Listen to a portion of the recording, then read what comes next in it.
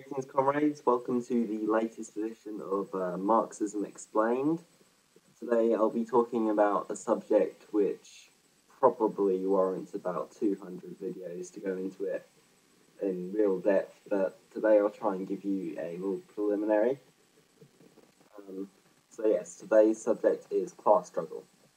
Karl Marx and Friedrich Engels opened their Communist Manifesto with the phrase, "All hitherto existing society is a history of class struggle," and all Marxists and revolutionary workers must fully understand this concept in order to correctly conduct revolution and to create a worker state in accordance with the needs of the wider working class. Today, the world's population resides within a class-stratified capitalist society. The membership of these classes is defined by the relationship between the individual and the means of production within that society, as well as their role within the state, which of course, in a society geared towards capitalism, therefore gears the distribution of resources and the control of the means of production towards capitalist interests. The age of capitalism is defined by the dictatorship of the bourgeois class over the proletarian classes, as well as the other classes such as the petty bourgeois, the peasants, and the urban lumpen proletariat. The relationships between these classes are characterized by shared and conflicting class interests. These contradictions between different sections of society create what Marxists call class struggle. The main contradiction in our society occurs between the bourgeois class, who control the means of production, and the working class, who have no means of production, and therefore must sell their labour power in order to support themselves. As well as the petty bourgeois class, which shares class interests with both the bourgeois class, as they exploit the working class, like the bourgeois class, but depend on the bourgeois class for access to commodities and resources. This is what we call the middle class, the self-employed, the small business owners. They share characteristics, and therefore they share class interests with both the bourgeois class and the proletarian class. The interests of the class is usually characterized by the retention of favorable aspects of the society which within they exist. For example, the bourgeois class has struggled to retain its authority over the other classes, and the rejection of encroachment over the loss of class privileges, i.e. power. A good example of this would be the dual power situation created after the first revolution in Russia in 1917, we had a system of dual power where you had the bourgeois government of the provisional government, as well as the Soviets or working councils under the control of the workers. It's important that we recognise class struggle as a phenomenon, the occurrence of which is inevitable within a class-stratified capitalist society.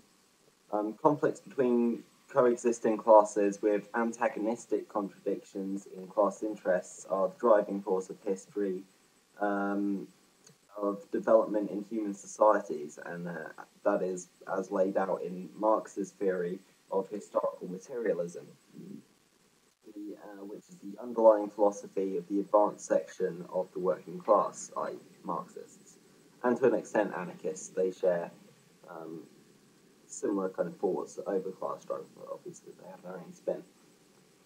Anyway, these antagonistic contradictions between labour and capital manifest themselves in society in different ways and are affected by objective conditions and external influences. They vary from workplace struggles, strikes and boycotts, monopoly, political repression, imperialism, and eventually insurrection and revolution. The occurrence of class struggle is constant and becomes much more acute as the conflicts between classes escalate. However, class struggle can be guided by the conscious and practical application of revolutionary theory, or it can be blind and disorganized, whereby destabilized state of society is vulnerable to coercion by sections of society whose interests conflict with those of the working class. If you want an example of that, you could say Afghanistan after the Democratic Republic fell. The chaos that ensued, the working class felt that many of their interests were best met by the Taliban, which, as history has shown, was not the case. So in that sense, they were exploited. The nature of class struggle has also developed with society. It's shifted form, it's found new ways to manifest itself with the technological and social developments of human civilization. For example, like I say, this is a phenomenon which has occurred throughout history. So, with the advent of the press, with social media, we found new ways to connect to each other and increase our ability to do this. These advancements in technology and communication technology have swept aside many of the obstacles of wider class organisation, in addition to empowering individuals in their revolutionary struggle, i.e., it's workers across the world. There are so many more methods for them to reach out and connect with each other, to organise on a cross-country scale, as, for example, we saw in the democracy YAR. Real democracy YAR is definitely an example of class struggle, albeit a very misguided one, but it's showing how people from across countries can synchronise their activities, can communicate, teach each other new lessons from their experience. So technology for our side of class struggle has been a very positive development, but in terms of the bourgeois state, it's been extremely negative, as it makes policing and whatnot a much more difficult job. Marxists recognise that capitalism is an international system for the purpose of benefiting an international bourgeois class, or a supranational, if you prefer, and therefore requires working class unity to be. The working class must be united to defeat this system and replace it with international socialism. The advent of the internet and social media will only aid this effort and make it easier for us in the future. Or more difficult, as obviously the internet provides new ideological battlegrounds for debate. So how does class struggle as an objective constant within capitalist society relate to the role of the party with the working class?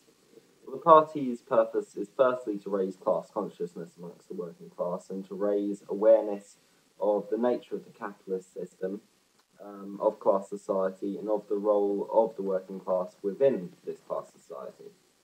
And to raise awareness for the need of revolutionary change. Secondly, it's to agitate the masses in times of acute class conflict and to highlight the contradictions between the classes and between their respective class interests, to inspire militant action, and thirdly, to provide a forum for class leadership, coordination between parties, unions, militias, to arm the masses with revolutionary theory to enhance their struggle against capital. The class struggle continues after a workers' revolution, with the working class now exerting power over the bourgeois class. Class differences continue to exist and manifest themselves both in terms of material wealth and in terms of ideology. Class struggle therefore continues under new conditions, where with the state as the weapon of the working class, the dictatorship of the proletariat, as I explained in my previous video about the dictatorship of the proletariat. Class warfare, of course, then manifests itself in new ways, whether it be in the form of extreme political repression, as seen under Stalin and under Mao and Chekhov and such.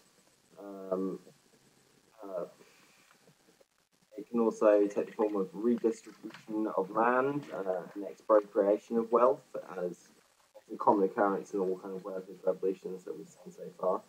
And on the other side of the bourgeois or petty bourgeois, there's reactionary insurgency, counter-revolution, and even the need for defence against imperialist intervention, i.e. war or invasion.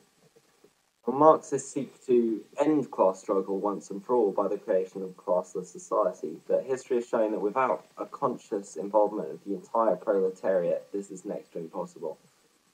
Even the socialist states have seen a continuation of class struggle where full class empowerment has not been achieved, and the government has acted more as a caretaker rather than a framework for the entire class, for the entire working masses to democratically build socialism.